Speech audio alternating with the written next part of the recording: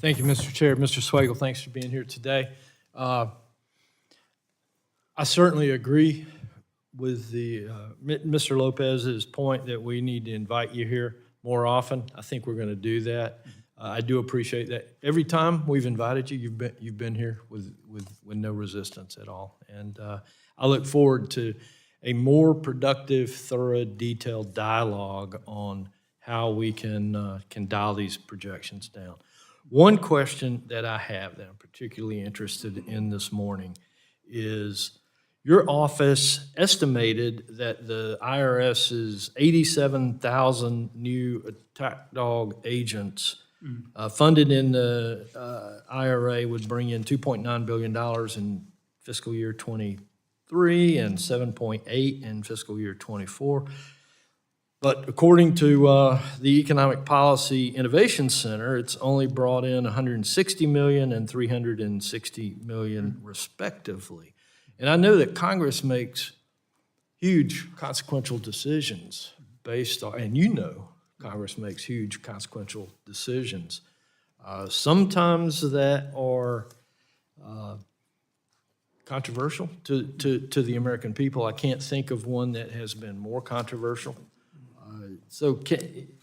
But because there's such a difference there, what can you tell us would be some of the that we had such a difference? No, thank you for the question. And it's something I've focused on a lot, in part because when we made that estimate, the executive branch criticized us as we didn't understand how much money they were going to collect, that they were going to get so much more than we thought. And one of the challenges we faced was getting information from the executive branch, from the service, the Internal Revenue Service. Well, what will you do with the money? Because that affects our modeling. There's customer service and there's enforcement. And of course, if you answer the phones, you can get more money, but they're really different. Like the dollar return from customer service is just lower than enforcement.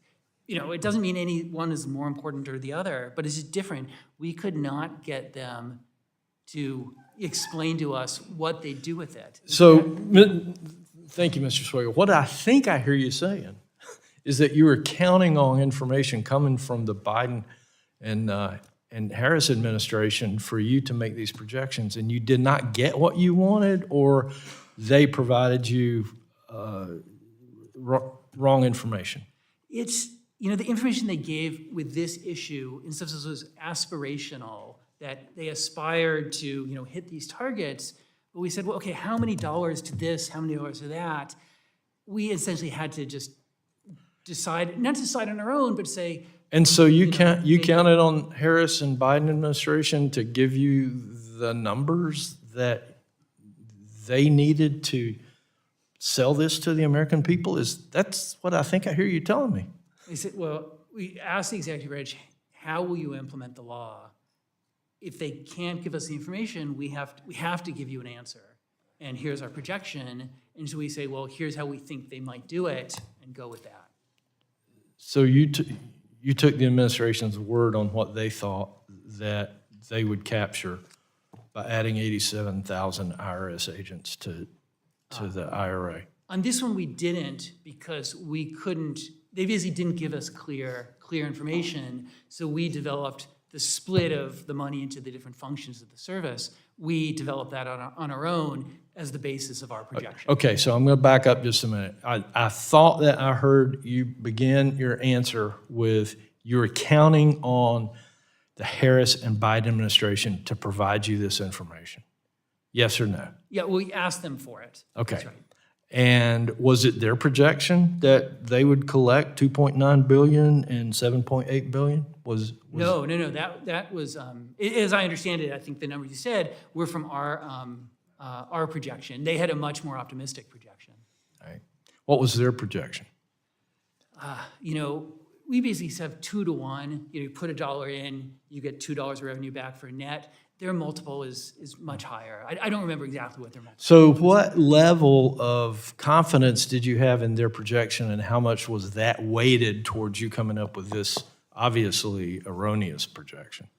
No, we do our work independently. So, we're aware of their criticism that we're not optimistic enough. Yeah. But we didn't take that into account. All right. Mr. Chair, I see I'm out of time, but this, to me, feels a lot like when you go get an appraisal on a home, and the first question is, the appraiser asked, how much is your contract for? And let me work my way back to that. It seems a lot like that with far greater consequences. So I yield back. Thank you. Well said.